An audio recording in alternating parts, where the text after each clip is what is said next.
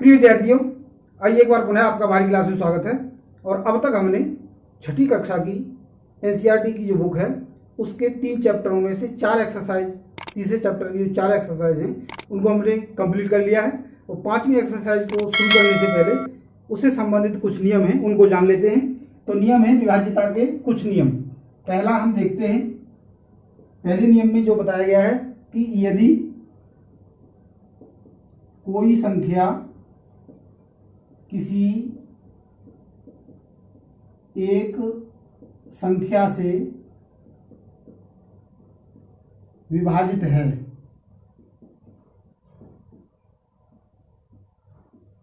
तो वह संख्या उस संख्या के गुणन खंडों से भी विभाजित होगी। यानी कोई संख्या यदि किसी संख्या से भाग हो जाती है और उसके गुणनखंडों से भी हम उसको विभाजित कर सकते हैं। जैसे उदाहरण लेते हैं, जैसे 20 20 है, 20 को हम देखते हैं कि यह संख्या 10 से विभाजित होती है। 10 से हम इसको भाग करेंगे, पूरी पूरी कट जाएगी। तो 10 के जो गुणनखंड हैं, फैक्टर हैं, वो है 2 और 5, अर्थात ये संख्या है वो 2 और 5 से भी विभाजित हो जाएगी। ऐसे ही हम और उदाहरण ले लेते हैं। मान लीजिए 30 ले लिया, 30 को हम 15 से विभाजित कर सकते हैं। तो 15 के जो फैक्टर होंगे वो 3 और 5 होंगे। तो ये 3 से भी भाग होगी और 5 से भी भाग होगी। ऐसे ही अन्य संख्याओं को भी हम ले सकते हैं। तो सेकंड रूल है, उसके बारे में जानते हैं।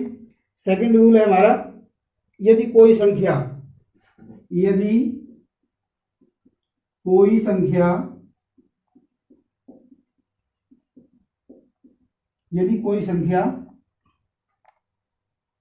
दो सह अभाज्य संख्याओं से विभाजित है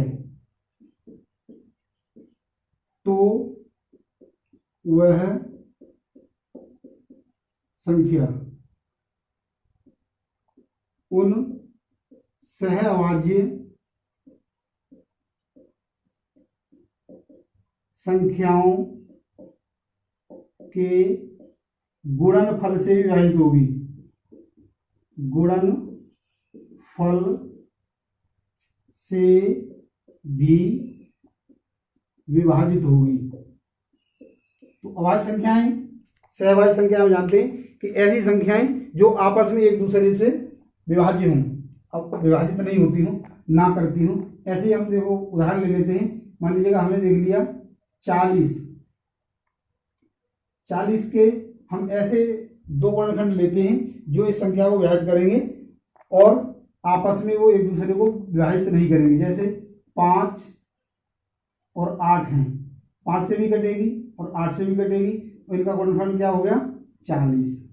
8 पंजे 40, तो 40 से भी विभाजित हो जाएगी। हम एक और उदाहरण ले लेते हैं। हमने ले लिया मान लीजिएगा 80 को अब हम 5 से विभाजित कर देंगे और 4 से भी, 5 से भाग हो जाएगा और 4 से भी भाग हो जाएगा और इनका गुणनखंड है 5 चौके 20, यानी यह संख्या 20 से विभाजित होगी। ऐसे ही और भी उदाहरण ले सकते हैं। अगला जो नियम है उसको देखते हैं, चौथा।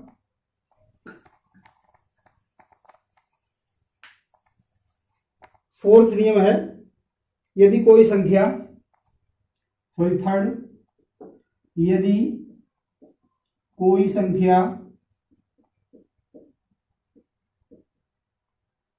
कोई दो संख्याएं लेंगे यहां पर, यदि कोई दो संख्याएं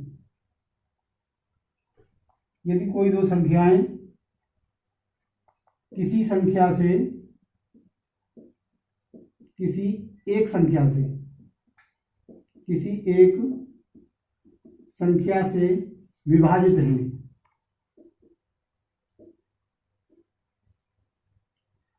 संख्या से विभाजित हैं तो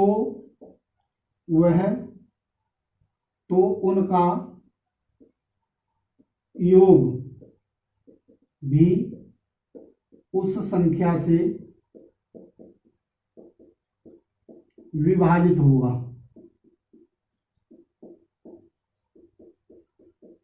जैसे मान लीजिएगा हमने ले लिया 20 और 16, 20 और 16 को हम 4 से विभाजित कर सकते हैं।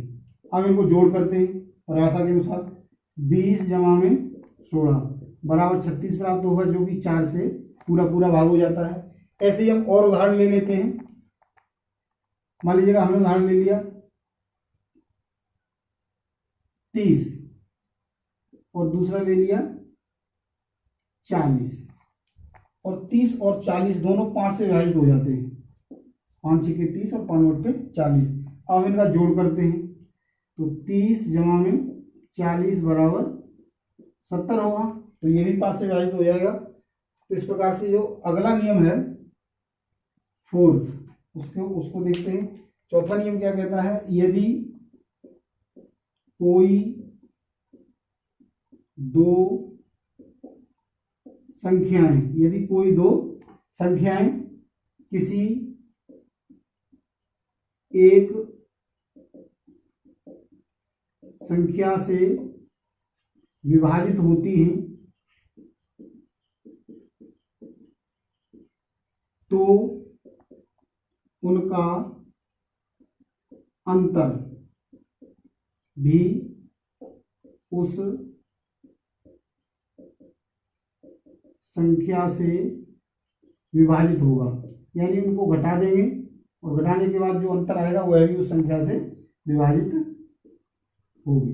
जैसे मान लीजिएगा उदाहरण ले लेते हैं, हम कोई भी उदाहरण ले लेते हैं और देखते हैं। मान लीजिए हमने उदाहरण ले लिया 35 और 20। 35 और 20 को हम किसी एक संख्या से भाग कर सकते हैं। मान लीजिए हमने इसको 5 से भाग किया, दोनों 5 से भाग हो जाएंगे, 5 7 35 और 5 चौके 20। अब 35 से 20 को घटाएंगे तो हमें उत्तर प्राप्त होगा 15, जो कि 5 से पूरा पूरा कट जाएगा। ऐसे ही हम और भी उदाहरण ले सकते हैं। जैसे मान लीजिएगा हमने ले लिया 45 और दूसरा हम ले लेते हैं 65। 45 और 65 दोनों 5 से भाग हो जाएंगे और इनका अंतर निकालेंगे तो 65 माइनस 45 बराबर 20 प्राप्त होगा, अर्थात यह भी 5 से पूरा पूरा भाग हो जाएगा। इस प्रकार से ये 4 विभाज्यता के नियम थे। अब आगे हम देखते हैं अभाज्य गुणनखंड, अभाज्य गुणनखंड।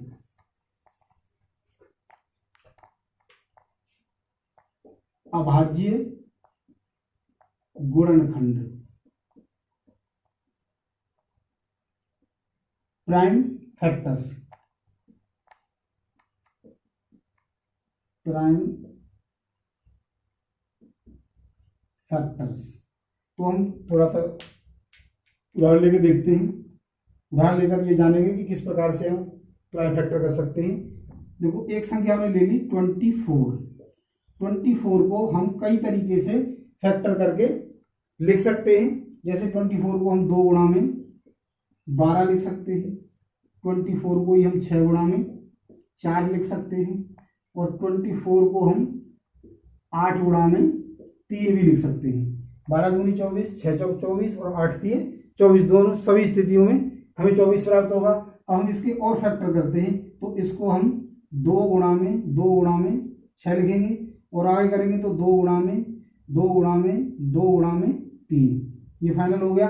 ऐसे इसके हम फैक्टर करेंगे तो 2 गुणा में 3 गुणा में 4, आगे करेंगे तो 2 गुणा में 3 गुणा में 2 गुणा में 2, ये हो गया। इसी प्रकार से इसको करेंगे 2 गुणा में 2 गुणा में 2 गुणा में 3। तो देखो ये वाले जो फैक्टर हैं, अंतिम जो फैक्टर हैं प्राप्त हो रहे हैं वो सेम है। तो यहाँ पर जो फैक्टर है वो कुल मिलाकर क्या है, 2 और 3 है। तो 2 और 3 24 के अभाज्य गुणनखंड हैं, यानी इनको और आगे विभाजित नहीं किया जा सकता। यहाँ पर हम इसको विभाजित कर सकते हैं, इन दोनों को कर सकते हैं, इसको कर सकते हैं। तो अभाज्य गुणनखंड से तात्पर्य हो गया कि ऐसे अंतिम गुणनखंड जिनको और आगे विभाजित न किया जा सकता हो। और भी उदाहरण ले लेते हैं। जैसे मान लीजिएगा हम 36 ले लिया, 36 के ऐसे हम अलग अलग पार्ट लिख सकते हैं। जैसे मान लीजिए हमने 36 को 6 गुणा में 6 लिखेंगे, दूसरा 3 गुणा में 12 लिखेंगे। ऐसे ही 4 गुणा में 9 लिखेंगे और इनको भी हम तोड़ेंगे तो वहां पर भी हमें इसी प्रकार की स्थिति प्राप्त होगी। तो अभाज्य गुणनखंड के बारे में आप जान गए। आगे जो है अगला जो टॉप बिंदु है वो है हमारा फैक्टर्स ट्री या गुणनखंड वृक्ष।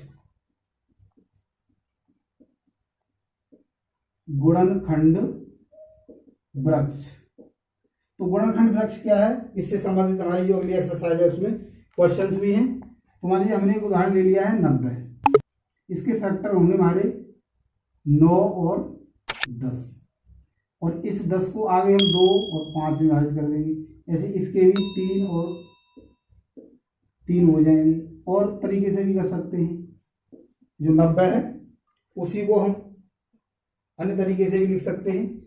जैसे हम इसको 15 और 6, 15 को हम 3 गुणा 5 या इस तरीके से 3 और 5 और यहाँ पर 2 और 3, तो इस प्रकार से हम इसको वृक्ष ट्री के रूप में जानते हैं। तो आगे जो अगली एक्सरसाइज है उसमें इन सभी का प्रयोग होने वाला है। तो आज के लिए इतना ही। हम अगले वीडियो में आपसे फिर मिलते हैं अगली एक्सरसाइज जो 3.5 है उसके साथ। तो आज के लिए इतना ही, धन्यवाद।